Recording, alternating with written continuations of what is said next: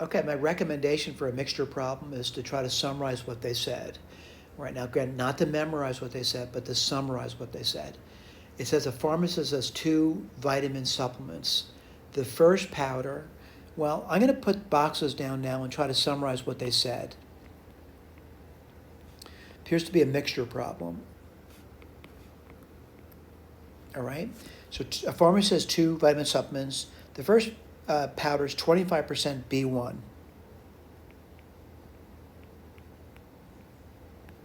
Okay? And 5% B2.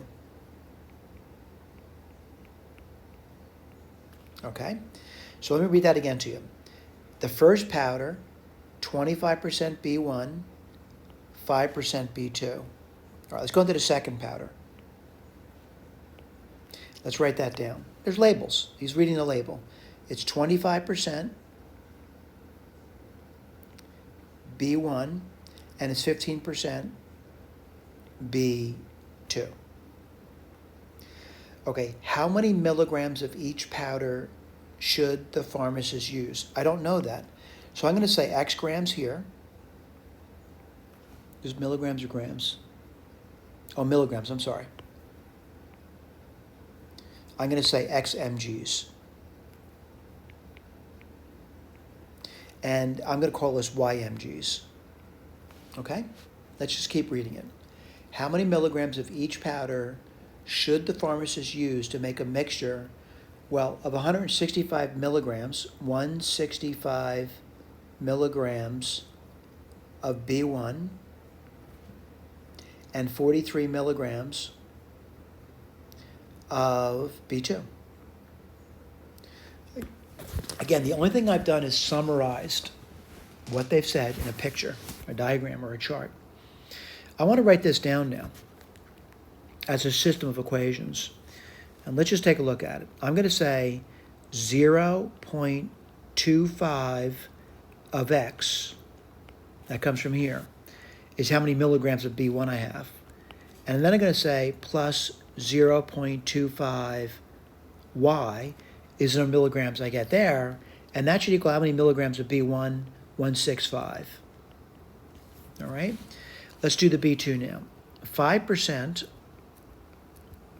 0.05 of X, plus 15% of Y should equal 43 milligrams. All right? I realize someone's looking at, how do I solve that? Well, I would say elimination is the way to go. And let me see if I can do that for you. So the decimal doesn't bother me, by the way. If it bothers you, you're going to have to do something about it. But I'm going to work on the x's. And the first thing I'm going to do is I'm going to multiply the second equation by minus 5. Now, you might say, why am I doing that? Because I want to make it opposite of the coefficient on the first equation for the x's.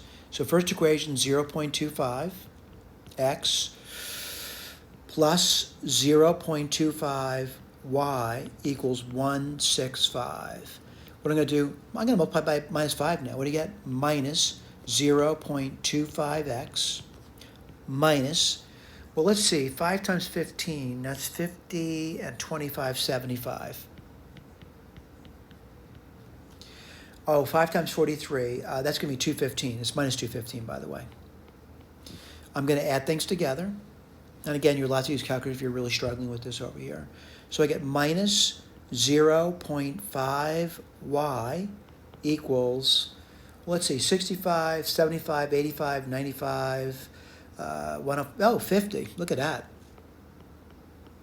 Divide both sides by the variable's numerical coefficient. You get y over here.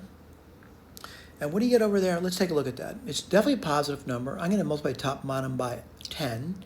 You get 500 over 5. So y is going to be 100. All right, now someone says, how do you figure out the x's in the problem? Go back and pick an equation. Which one do you pick? I don't know, whatever one you want. I'm going to pick this one over here. What do you get? 0.25x plus, well, 25% of 100 is 25. And this equals 165. Let me keep going through this, 0.25x. I'm going to subtract 25 from both sides. And what do you get? 140. All right? What am I going to do now? Well, I'm going to write a little bit differently. I'm going to write 25% as 1/4. I'm going to multiply both sides by 4. What do you get? Well, 4 times 140, 400, 160, 560. All right? So someone says, what are the answers? I can't say X is and Y is. I got to go back up here and write this down now. What would the X turn out to be? 560 milligrams. And this is 100 milligrams. Let's go back and see how we did, all right? So we said 560 milligrams of the first one. Yep, we got that right. And 100 milligrams of the second one. We're good to go on. Thank you.